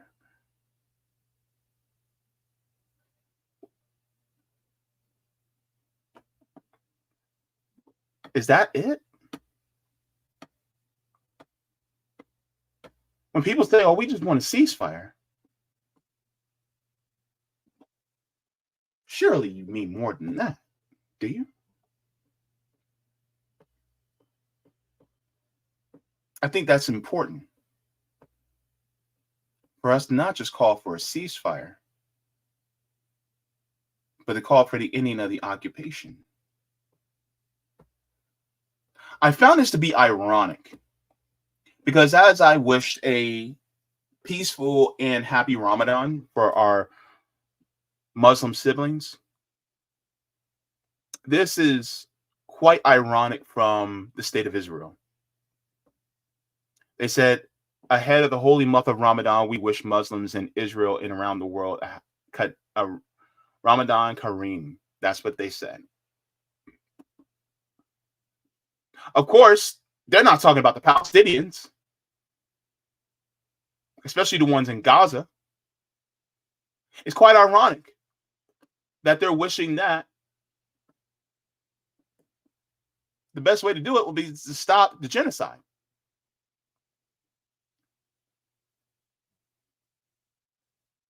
This is why they were screaming at the Oscars to cease fire and to stop the genocide.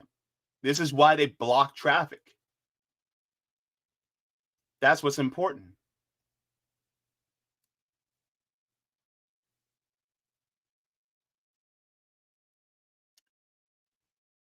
Let me share this as well.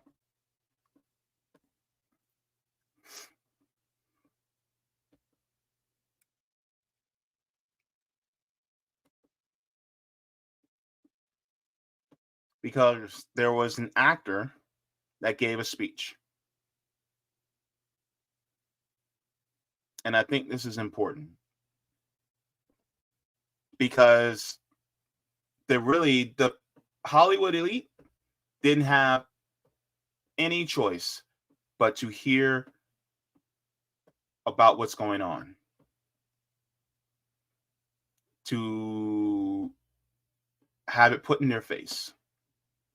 This is from Jonathan Glazer, who won an Academy Award. Thank you to the Academy for this honor, and to our partners A24, Film for Access, and the Polish Film Institute, to the Auschwitz-Birkenau State Museum for their trust and guidance, to my producers, actors, collaborators. All our choices were made to reflect and confront us in the present, not to say, look what they did then, rather look what we do now. Our film shows where dehumanization leads at its worst. It shaped all of our past and present. Right now, we stand here as men who refute their Jewishness and the Holocaust being hijacked by an occupation which has led to conflict for so many innocent people. Whether the victims of October the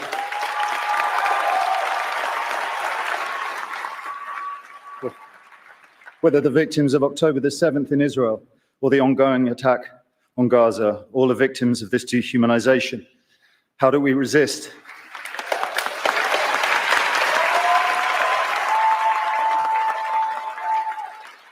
Alexandra Bistron Kaladziejczak, the girl who glows in the film as she did in life, chose to. I dedicate this to her memory and her resistance. Thank you.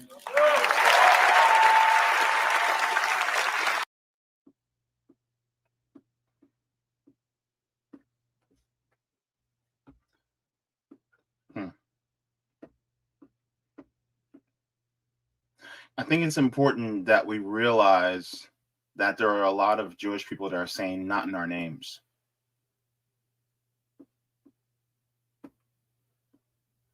That's important.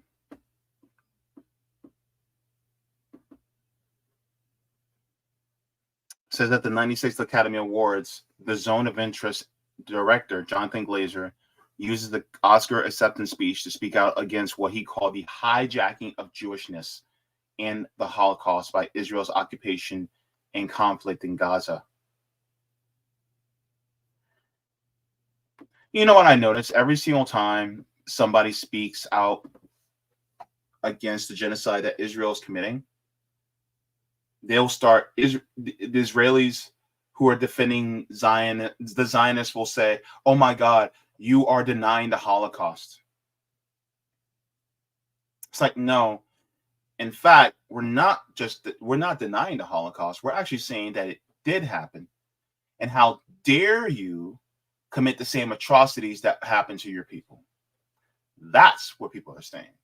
How dare you? How dare you know the history of your people, have went through a Holocaust, and yet now you're causing another one as we speak? That's what they're saying. Let's continue on.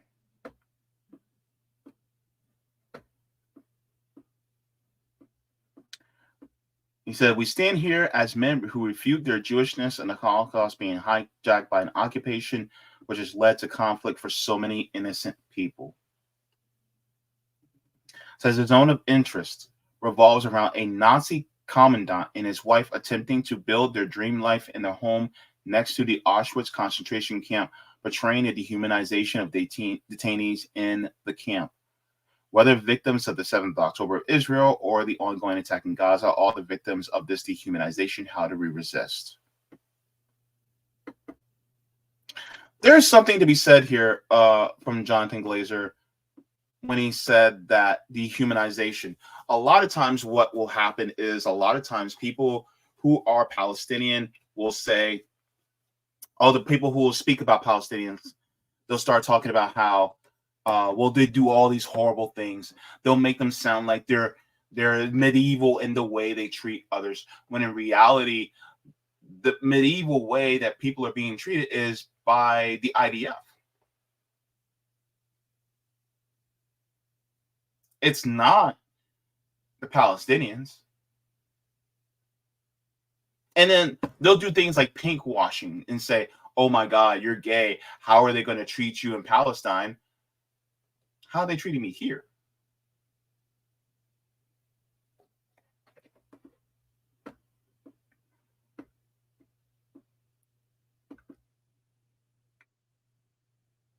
It's just wild. And this is why I'm happy that he made that speech,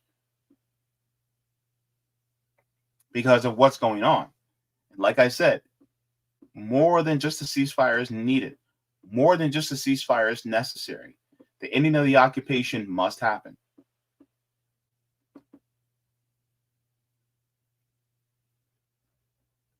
That's what needs to happen now.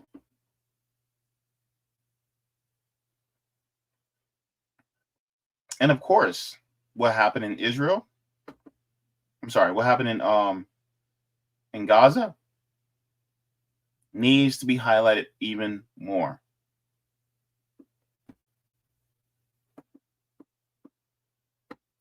And bringing more attention to it is just as important. I'm going to share this as well, because remember when we talked about Aaron Bushnell? Well, this happened. Jericho, Palestine, named a street after Aaron Bushnell, the 25-year-old active duty member of the U.S. Air Force who self-immolated for a free Palestine 2 weeks ago today. The mayor of Jericho oversaw the unveiling. It's called Aaron Bushnell Street.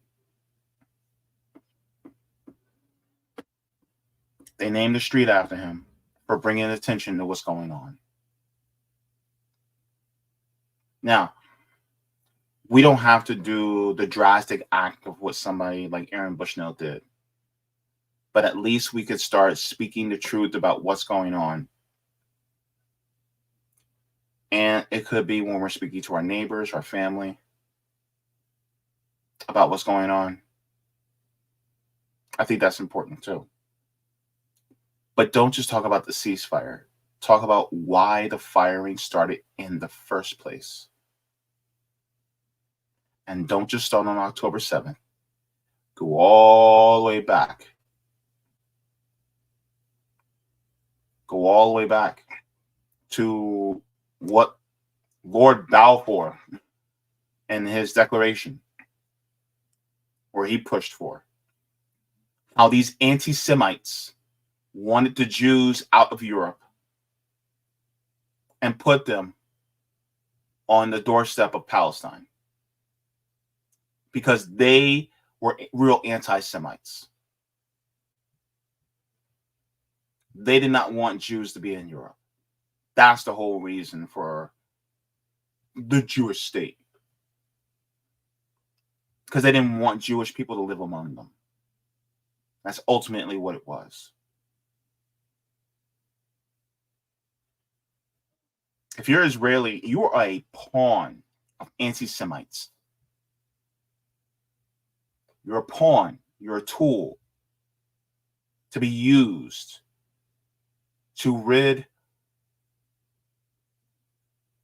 Palestine of Palestinians so that the corporations can have their natural resources.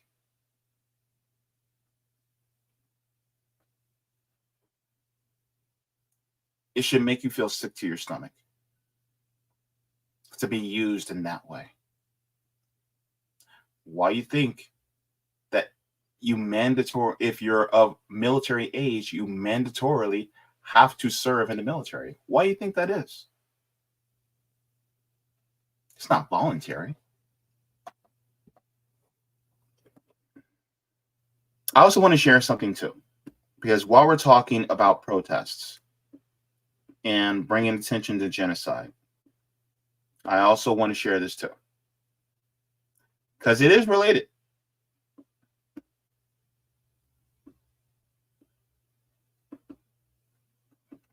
I'm going to share this video really quick, because a lot of people are not seeing this, and it needs to be brought to attention too.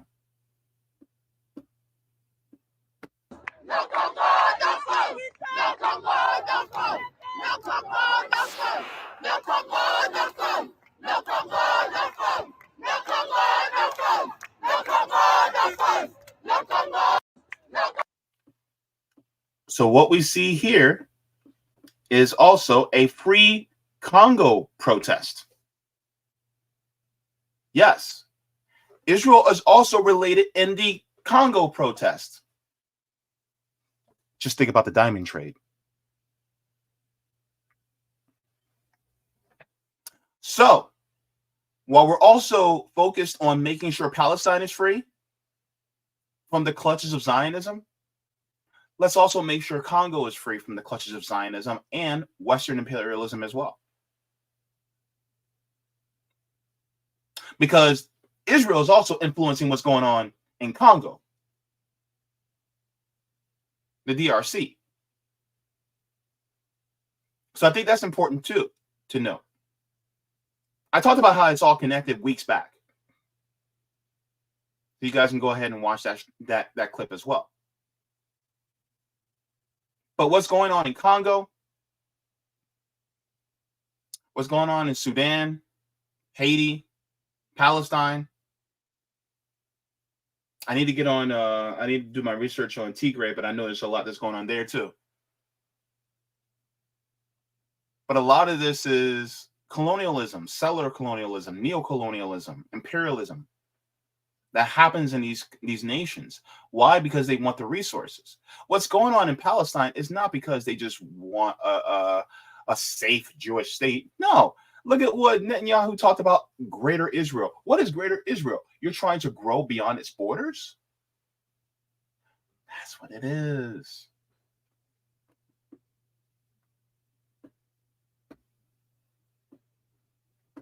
It's important that we talk about all of it because it's all connected.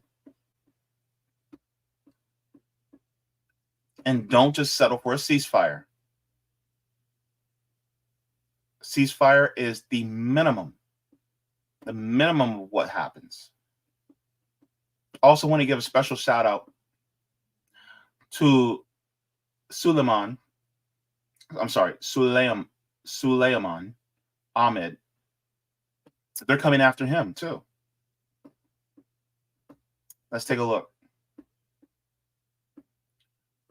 He says, Zionists coming after my teaching license for exposing their lies. He says, I am a qualified math teacher in the UK, and although I am not currently teaching, achieving this qualification requires significant effort, and it serves as a reliable backup option. However, if anyone believes that this will deter me, they are mistaken. Nothing can prevent me from exposing their falsehoods. I fear no man. Expect more threats exposing Zionists soon. So let's take a look at this letter. It says Teaching Regulation Agency, right? So it says, I'm writing to you on behalf of the Teaching Regulation Agency. The CRA acts on authority of the Secretary of State of Education and has responsibility for the regulation of the teaching profession. On February 28th of 2024, the TRA received a referral about you from a member of the public. However, having considered the referral, I'm writing to tell you that the TRA will not be investigating this matter. TRA has a duty to assess all referrals received, and anyone can make a referral using the TRA's referral process. The TRA only investigate referrals where the allegations are serious enough to potentially result in a prohibition order being imposed, as set out in the Teacher Misconduct, the Prohibition of Teachers Guidance document. Having assessed the information submitted in the referral, it was determined that the alleged conduct, if proven, would not meet the threshold to justify the imposition of a prohibition order, and as such, the matter will not be investigated by the TRA. The TRA disciplinary procedures and other guidance can be followed at, and guess that says all referrals sent to the TRA, including those which are not subject to further investigation, are retained in the TRA's records rather than the teacher's personal record. The information is only accessible to the TRA. This is to ensure teaching standards can be regulated in with the TRA's lawful basis. For processing, the referrals may be reconsidered so future allegations are received after 50 years. The information will be secretly destroyed within the lines. So it says this letter is not intended to cause distress, but the TRA's procedures require you to be notified of this referral. So basically, they tried to destroy his teaching license so that he can no longer teach. All because he talks about the truth about Zionism.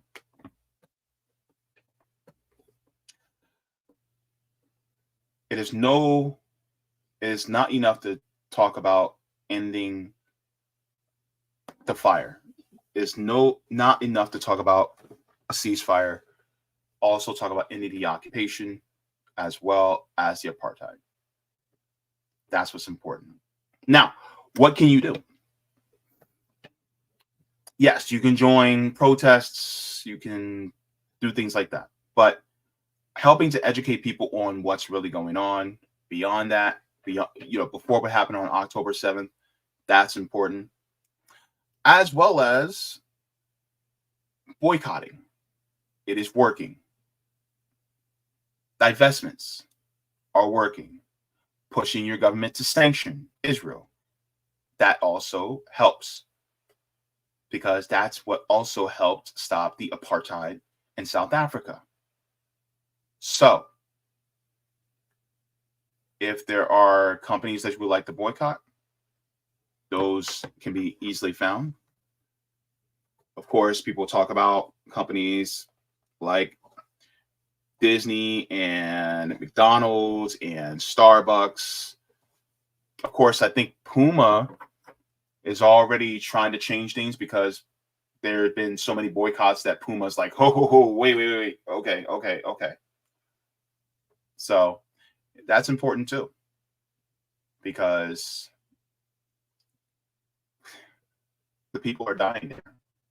It's not just kids. We got to focus on everybody. So yes, they blocked the Oscars. And well, that's important. I think when it comes to that, you got to make them uncomfortable. Make them so uncomfortable that it is more convenient to stop the genocide than it is to look away.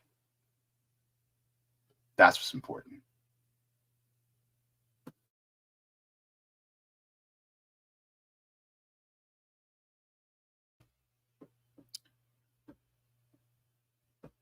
Go ahead and give the stream a like. And thank you so very much. That pushes me out into the algorithm. Let's go to the chat, shall we? All right. So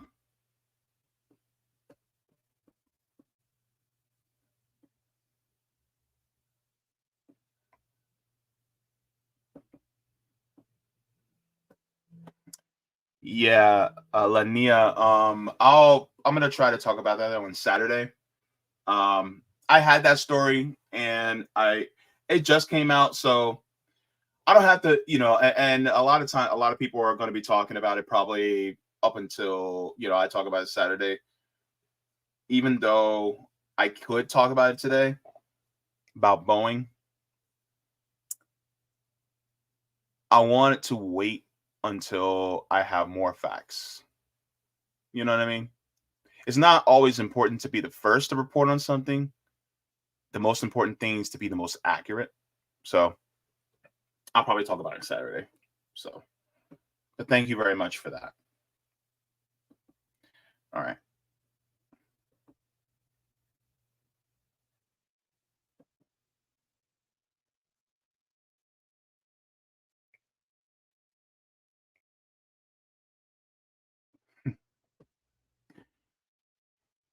Retro Gamer says these celebs are disgusting mofos. Some of them, yes. Yeah. Some are trying to do better. Some are doing better. I refer to Mr. Boots Riley, right? He is definitely one of the good ones. So, yeah. But yes. Mastermind Hour says even if Israel did a 180 and started being good, their national reputation is F forever. Yeah. They would, yeah. They messed up.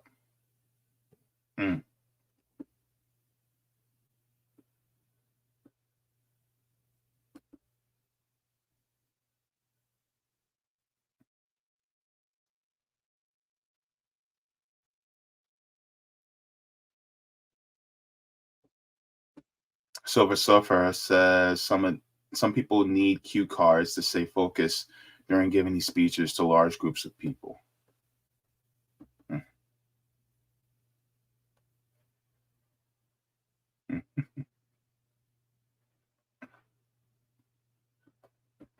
Geo still says a lot. They have both sides to criticize Israel's attack and not call it what it is, genocide. Yeah, that's what gets on me. It's like, here's the thing. What the resistance did on October 7th is actually legal by international law because they have a right to actually resist illegal occupation, right? And a majority of who they went after were military targets. So therefore, what they did was actually legal by international law. The attacks afterwards by Israel is actually disproportionate. Because as I've shown you before, we're now over 30,000. And that number is going to spike because of the starvation that's happening right now. And you know who's blocking the aid from going through? Israelis. They're blocking the aid from going through so that the Palestinian people who are attacked, they can't get food and clean water for them to be able to survive because they don't want them to survive. If the bombing didn't kill them, the starvation will. And the disease will too. Because if you have all these dead bodies and you have no way to properly dispose of them, what's going to come about? Disease.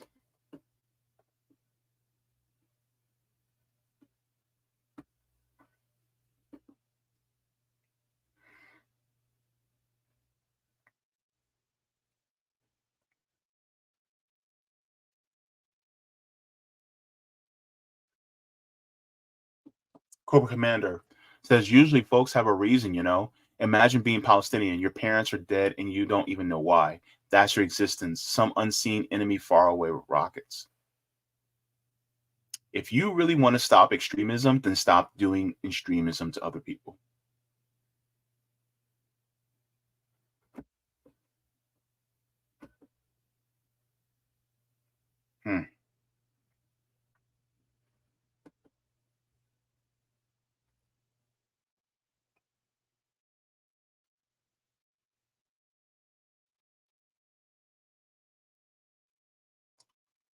Oh my goodness.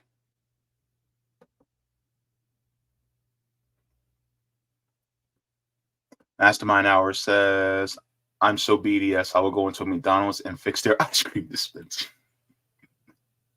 Only to fill it up with chickpeas. Oh my gosh. You're funny. James Stark says, all power to the people in JV. Oh, thank you. Thank you. Appreciate it.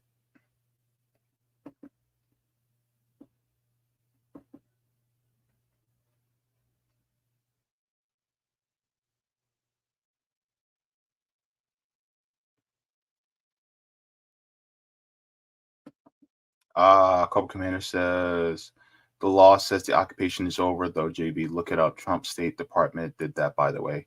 The occupation has officially been over for a few years.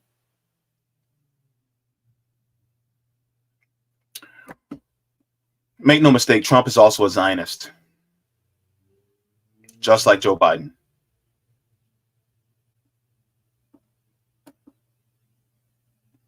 Anybody who says, oh, well, these will be better under Trump.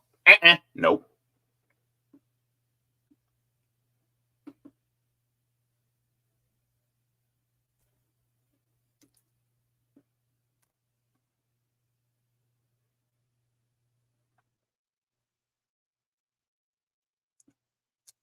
Yeah. Kiane Kalala Watson says, while Palestinian Americans watch in horror. Yep. Yep. Oh, I forgot to read this article too. Let me share this with you guys too.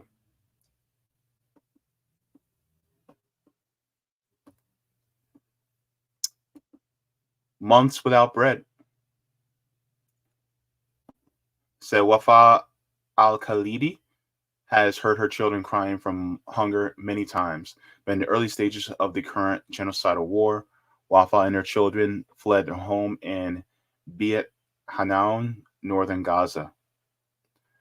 The family took shelter in a school run by UN Agency for Palestinian Refugees, which is the UNRWA. They remained there for some time, despite how Israel ordered people in northern Gaza to move southwards. When flour became extremely scarce, Wafa made bread using bird seed. She had to ground the seeds with stones. Wafa is 44. She is a widow. Her husband died 4 years ago. Her 5 children range in ages from 15 to 5. My children have lost a lot of weight. Their immunity to illness is weak. One day she searched for food in houses that had already been vacated by people who had been displaced. All she could find was some old moldy bread and a few leaves from a tree. Eventually, Wafa felt that she had to leave for the south. She and her children had to walk past Israel's troops before arriving to the city of Deir al-Balah. Along Deir al-Balah's seafront, she met another family who helped her assemble a tent. The family fed Wafa and her children.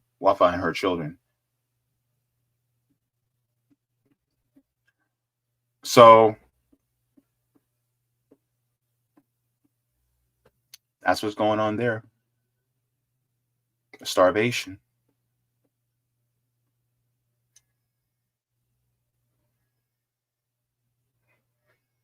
Mm-hmm. So that's what's going on.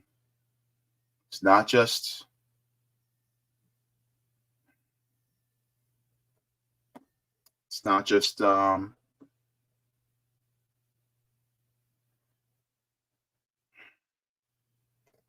hurts, man.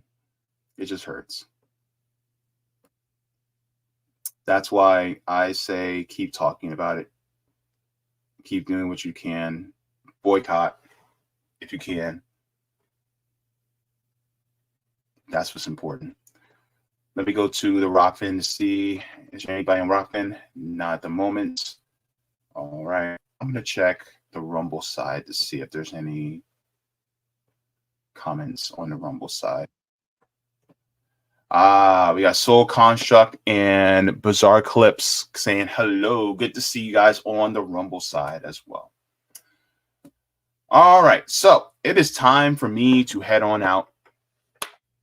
It was a eye-opening show. I just want to thank you guys for tuning in. Just to let you guys know, again, I think I'm permanently demonetized now, so it is not good. But yeah, so hopefully, I can still continue to do this job. So thank you so very much to everybody for tuning in. Just to let you guys know I have a merch store, right? Just in case. In fact, let me share that as well, because I do have some stuff there.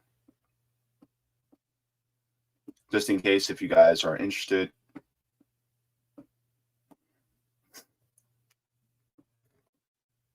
In fact, let me share my screen.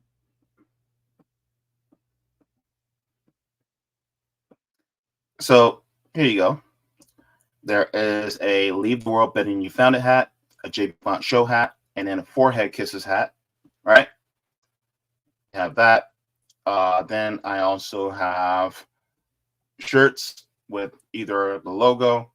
I also have Leave the World Better Than You Found It shirts and hoodies as well. So if you guys would like to, then you guys can also order from that. I think actually, wait, let me take a look at this, because I think this looks good in pink. If you're so inclined, that'd be pretty awesome in pink. So I think that's pretty cool. So yeah, it'll come out like that. Or then you can do the Forehead Kisses ball cap. I need to make more colors in the Forehead Kisses ball cap, but yeah. Or then if you want to work out, then you can do it in red. So yeah. Just letting you guys know that there. All right, so let me head on out with what I'm gonna make dinner. I gotta make dinner, and that's what we'll do. It's gonna be chicken. I think we're gonna have chicken for dinner and broccoli. Yeah, that's gonna be good. So, anywho, in addition to by the way, stay tuned for The Will to Change, Men, Masculine, and Love. by Bell Hooks. Going to be reading that later today. Then later this week, also continue reading Of Water and the Spirit. So we're going to continue reading that. And then I'm going to be getting back into continuing of Laziness Does Not Exist by Dr. Devon Price as well. So we're going to be reading all that this week. And then stay tuned for me this Saturday at 6 p.m. Eastern for my show as well. So thank you so very much to everybody for tuning in. And I'm going to head out. Like I always tell everybody, water your plants, water yourselves, leave the world better than you found it. If you got them, smoke them. If you got them, drink them. If you don't got them, watch something funny. Watch something hilarious, because joy is revolutionary. And if your employer says, well, you know what? We want you to work more outside with less breaks, band together with your coworkers and say no. Force them to change their policy. Because without you, they ain't got nothing. And also, make sure to keep talking about what's going on in Palestine, Congo, Sudan, Haiti, everywhere where the imperialists got their grubby little hands. Don't stop talking about them. I love you for watching. Thank you so very much. Mwah! Forehead kisses to every single one of you, because you guys all matter. And I will see you in the next one. And the one after that. And the one after that. And the one. Thank you so very much for watching my channel. And I deeply appreciate it from the top and bottom of my heart. If you wish to support the channel further, so I can keep bringing you content that is educational and informative, you can become a patron on patreon.com/Jaybefaunt. You can find that link in the pinned comment or in the description below. No matter what you give, you'll be supporting independent media and education that helps make the world better. Thank you so much, and you can watch more of my content here. Mwah. Forehead kisses, and have a beautiful day.